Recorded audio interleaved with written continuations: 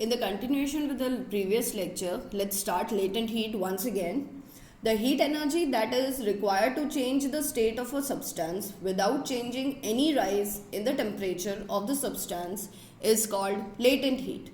Latent heat is of two types, that is latent heat of fusion and latent heat of vaporization. What is latent heat of fusion? The amount of energy required to change 1 gram of a substance at the temperature of its melting point from the solid to the liquid without changing the temperature is known as latent heat of fusion. What is latent heat of vaporization?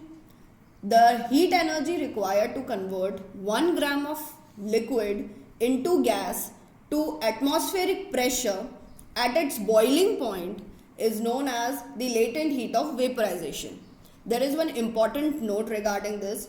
Water vapor at 100 degrees centigrade have more energy than water at 100 degrees centigrade because particles of steam have absorbed extra energy in the form of latent heat of vaporization.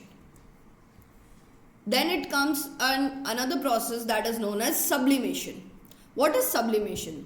The change of state of a substance directly from a solid to gas or gas to solid without changing into the liquid state is called sublimation.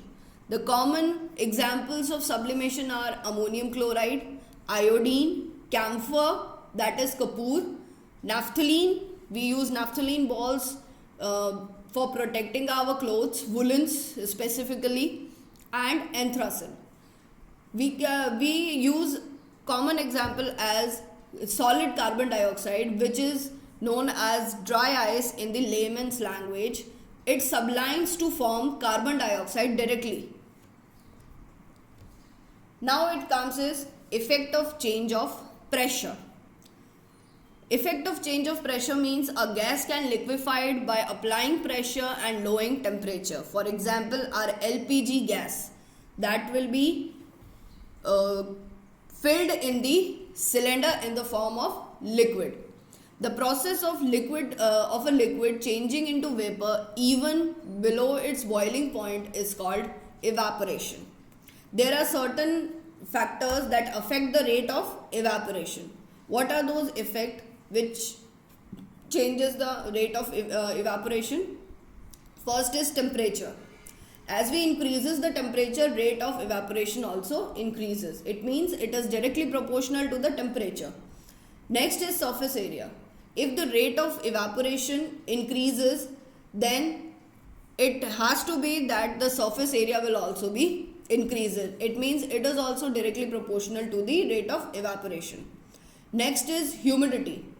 If humidity decreases, then the rate of evaporation increases or vice versa. And the last one is wind speed. If wind speed increases, then the rate of evaporation will also increases. Then we have two more states of matter. One is plasma and the second is Bose-Einstein condensate. What is plasma?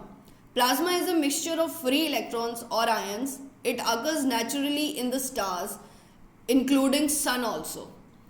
The second one is Bose-Einstein condensate. This is the fifth state of matter that can be achieved by cooling gas of extremely low density to supercool temperatures. This fifth state of matter was first achieved by an Indian scientist, Satyendranath Bose and Albert Einstein.